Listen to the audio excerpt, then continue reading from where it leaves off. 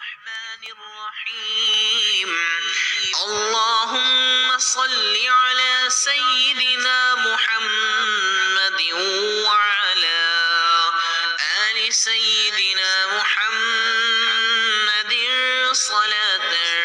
تنجينا بها من جميع الأهوال والآفات وتقضي لنا بها جميع الحاجات وتطهرنا بها من جميع السيئات وترفعنا بها عندك أعلى الدرجات وتبلغنا بها أقصى الغايات من جميع الخيرات في الحياة وبعد الممات إنك مجيب الدعوات